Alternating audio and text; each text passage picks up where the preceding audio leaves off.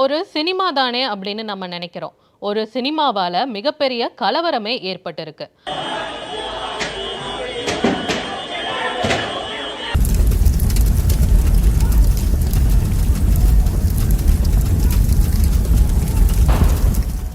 மகாராஷ்டிரா மாநிலம் நாக்பூர்ல இரு குழுக்களுக்கிடையே மிகப்பெரிய போராட்டம், வன்முறை, பதற்றம் ஏற்பட்டிருக்கு.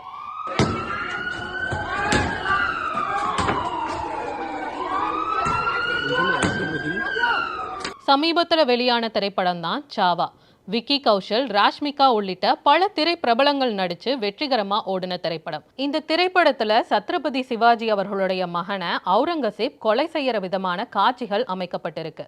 முக்கியமா சொல்ல போனா சத்ரபதி சம்பாஜி மதம் மாறுவதற்கு எதிர்ப்பு தெரிவிக்கிற விதமான காட்சிகளோ இடம்பெற்றிருக்கு. இதனால மகாராஷ்டிரா முழுக்க அவுரங்கசீபுக்கு மிகப்பெரிய எதிர்ப்பு கிளம்பிக்கிட்டே வருது.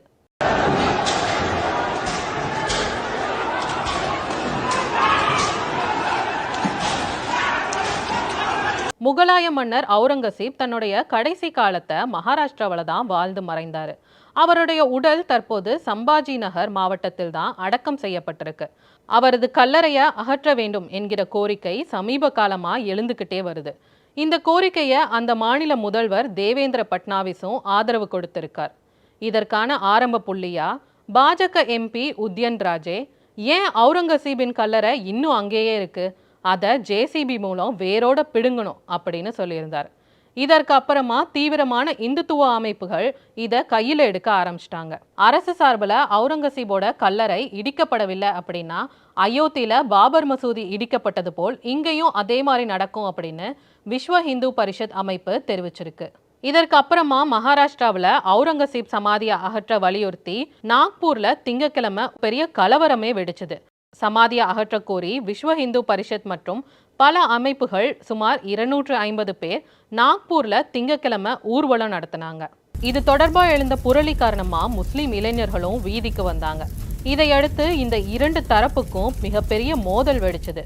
தடியடி நடத்தி போலீசார் தடுக்க முயன்றாங்க. 14 போலீசாருக்கும் காயம் ஏற்பட்டுச்சு. சுமார் 3 மணி நேரத்துக்கு பிறகு அங்க அமைதி திரும்பிய நிலையில நகரின் முக்கிய பகுதிகளில் ஊரடங்கு உத்தரவும் பிறப்பிக்கப்பட்டிருக்கு. நாக்பூர் கலவரம் குறித்து மகாராஷ்டிரா முதல்வர் பட்னாவிஸ் செவ்வாய்க்கிழமை சட்டப்பேரவையில் பேசினார். அப்போது அவர் பேசும்போது சத்ரபதி சம்பாஜி மகாராஜாவின் வரலாற்றை சாவா திரைப்படம் மக்களுக்கு எடுத்து சொன்னது. மேலும் அப்படம் அவர்களின் உணர்ச்சிகளை தூண்டிவிட்டது.